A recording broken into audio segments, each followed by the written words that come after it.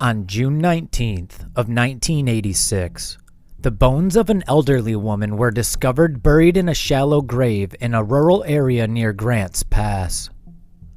Along with the skeleton was fabric, a worn set of dentures, and the rubber stoppers found at the end of a mobility walker. The property owner at the time, who had bought the property 12 years previously, stated there had always been a dip in the ground where the grave was discovered. The evidence was sent to the Oregon State Medical Examiner's office, where it was determined that the body belonged to a woman around 62 to 63 years old, who had lost her life around 15 to 25 years before the grave site was found. The Josephine County Sheriff's Office investigated the case for several years, but nothing viable was found. The dentures were investigated in an attempt to identify via dental records, but this also did not lead to anything meaningful for investigators.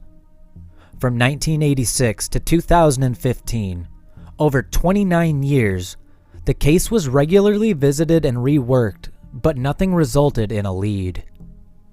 Finally, in 2016, genetic genealogy began to come into play.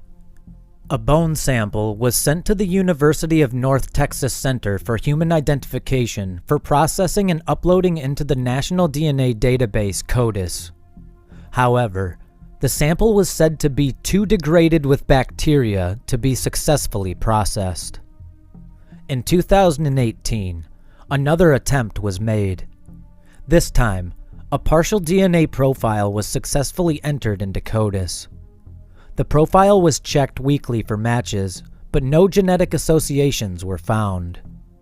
Another sample was submitted, and in October of 2020, a DNA profile was successfully made and analyzed. The profile was able to provide a phenotype report. The unknown woman had very fair skin, hazel eyes, and brown to dark blonde hair. The report also graded the case with a very high solvability rating, given the circumstances, evidence, and researchers available. The ball was now rolling, and the genetic profile in the database began receiving all sorts of dings, matches with genetically close relatives to the woman.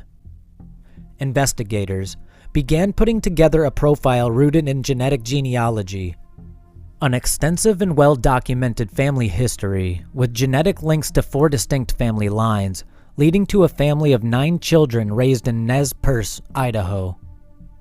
6 daughters belonged to this family, and 5 daughters all had documentation and record of when and how they passed away. 1 daughter did not have any of these records. Elsie Marie Baker, born May 6th of 1896.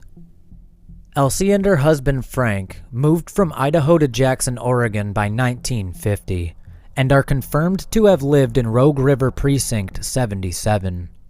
Frank filed for divorce from Elsie in May of 1955, and it was granted in June of 1956. Frank passed away 2 years later in 1958. Elsie disappeared at some point after May of 1955, and public family trees reported Elsie passing in Grants Pass, Oregon around 1955. However, Elsie was documented as receiving treatment for cancer on June 13th of 1959 at the Josephine General Hospital. Investigators concluded Elsie had passed away under potentially suspicious circumstances sometime after 1959. Elsie's only child had 9 children of her own, and it was these grandchildren that finally tied the case together. One of the grandchildren had an extensive family tree online and agreed to an oral swab for testing. The results were definitive. It was confirmed that it was Elsie Marie Baker's remains that were found. Dr. Nikki Vance, Human Identification Program Coordinator, said, "The Oregon State Medical Examiner's Office is honored and humbled to have worked with Josephine County Sheriff's Office and Parabon Nanolabs to resolve this decades-old mystery." At this time, nothing is known about how she came to be buried in a remote corner of the property. But through the process of science and dedication of investigators, Elsie has her name and her family has its answers.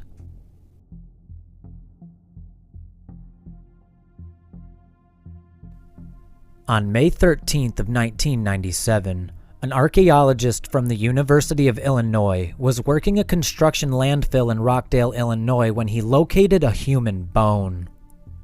Further investigation by the Will County Sheriff's Office resulted in numerous human skeletal remains, most of which had been broken and were at various layers of the fill, but all within the construction debris.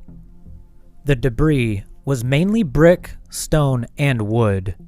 The debris came from a building in Joliet, Illinois, known as the Rust-Craft Building, a square block long and wide, 3 stories tall, with a full basement. The building housed various companies since it opened in 1907, including a card-making company with large printing presses, and from 1986 to 1992, the building was abandoned. The abandoned building suffered a fire in 1992, which burned for 2 days, and ultimately resulted in its demolition. Prior to its demolition, the building was known to be frequented by the local homeless population and was known to be a high-crime area. Following the demolition, excess debris was removed from the site, while the rest was used to fill the building's basement. In 1995, the building's remnants were excavated and relocated to a second location in Rockdale.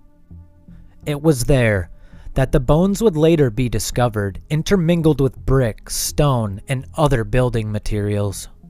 Following the discovery of the bones, pathologists determined that they had been disturbed twice post-mortem prior to their discovery, indicating that they were present at the original factory location. Only partial skeletal remains were recovered, yet pathologists were still able to estimate a few things about the unknown woman. She was determined to be between the ages of 15 and 24 years old, and to have stood between 5 feet and 5 foot 10 inches tall. No conclusive determinations were made about the woman's weight, hair color, or eye color. Investigators believe she lost her life sometime after 1986, but prior to the Rust-Craft Building's demolition. In 2009, the Will County coroner Patrick K. O'Neill formed a cold case unit which began to work to identify the unknown woman. Over the years, forensic anthropology studies were completed, DNA was developed and entered into the National Missing and Unidentified Persons databases, and the profile was submitted into CODIS. Facial reconstruction was completed by a specialized FBI unit. As a result, numerous leads were developed, but ultimately eliminated. After Lori Summers was elected coroner in 2020, she continued to support the work of the cold case unit, encouraging genomic research and agreeing to fund that aspect of these investigations.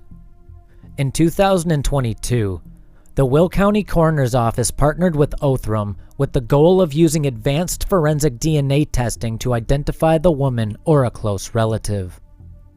Will County Coroner's Office contributed some of the funding to support advanced DNA testing, and DNA Solves crowdfund was set up to fund the rest. The case was particularly challenging in that advanced DNA testing had failed in previous attempts with the remains. Othram developed a suitable DNA extract from the skeletal remains and used forensic-grade genome sequencing to build a comprehensive genealogical profile. Othram's in-house genetic genealogy team performed the genealogical research necessary to produce an investigative lead for law enforcement.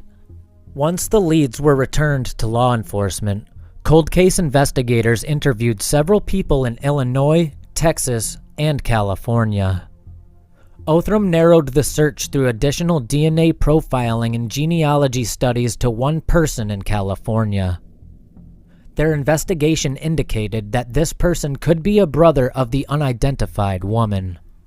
Cold case investigators from the coroner's office interviewed this man and determined that he has a sister that he had last had contact with in 1984 and was never seen again. Subsequent testing indicated this man and the unidentified are related as half-siblings. The unidentified was then identified as Marie R. O'Brien from Aurora, Illinois in March of 2023. Additional investigations continue by both the Will County coroner and the Will County Sheriff's cold case investigators. If anyone has any information that could aid this investigation, they are encouraged to contact the Will County Coroner's Office at 815-727-8455.